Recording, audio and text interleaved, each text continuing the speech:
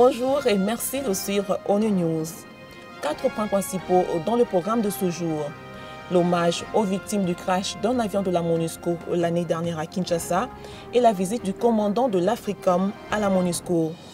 Également au menu, la remise des médailles au contingent sénégalais de la police MONUSCO et la visite conjointe MONUSCO-FRDC dans le Nord Kivu.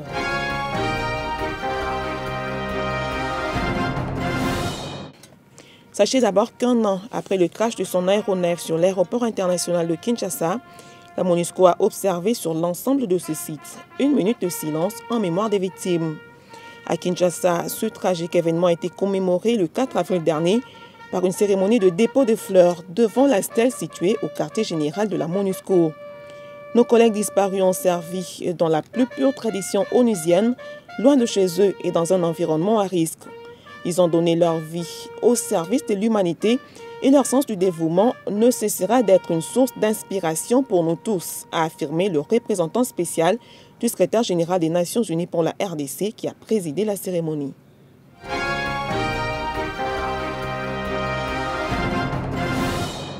Le commandant d'Africa Command, Africom en sigle, était au quartier général de la MONUSCO le 5 avril dernier.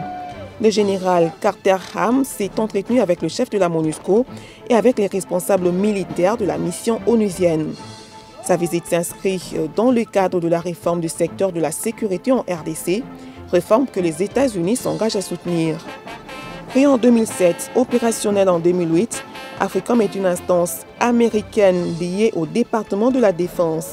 Ses objectifs sont entre autres de soutenir les pays africains à travers des programmes de coopération au renforcement de leurs capacités en matière de sécurité afin que ce pays puisse mieux assurer leur propre défense.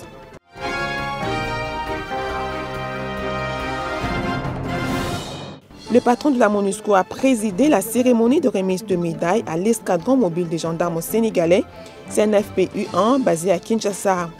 Les récipiendaires s'apprêtent à retourner dans leur pays après un an de service à la MONUSCO. La remise de médailles, qui coïncide avec l'anniversaire de l'indépendance sénégalaise, est un témoignage de satisfaction en reconnaissance du travail accompli au service de la paix. A noter que la MONUSCO compte 8 unités de police constituées, dont 2 escadrons mobiles des gendarmes sénégalais. Cette médaille symbolisera votre contribution, votre participation à cette mission de maintien de la paix.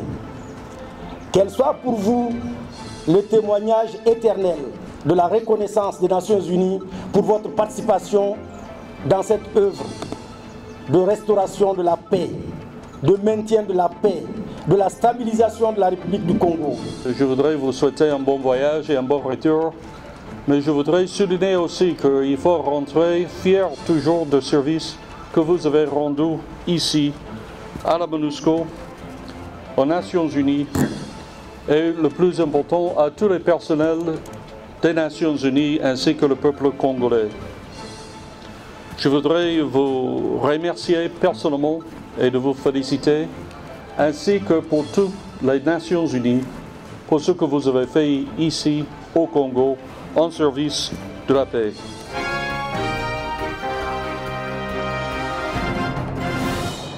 Rendons-nous à présent au Nord Kivu. Une mission conjointe MONUSCO-FRDC s'est rendue à Pinga le 31 mars dernier. L'objectif de la mission, conduite par la chef de bureau de la MONUSCO, était d'évaluer la situation sécuritaire dans la zone. Après avoir échangé avec les casques bleus sud-africains basés dans la localité, la délégation a rencontré la population. On est venu vous rencontrer, pour vous écouter, pour voir, pour avoir un peu votre évaluation de la situation ici. Si vous avez des préoccupations particulières que vous voulez partager avec nous. Et donc on est là pour vous écouter, pour en savoir un peu plus, parce qu'on ne peut pas nous limiter à une présence à Goma et ne pas venir vous rencontrer. Donc c'est un peu pour vous écouter et pour partager avec vous aussi nos préoccupations. Comme il fallait s'y attendre, les attentes de cette population se résument à une chose, vivre dans l'inquiétude. Les FARDC ayant abandonné les lieux, l'inquiétude est grande quant aux menaces que font peser les FDLR associés à des groupes armés locaux. Selon plusieurs sources, les groupes armés pillent les villages dans et autour de la cité de Pinga, spoliant les villageois de leurs ressources, principalement de nourriture et d'argent.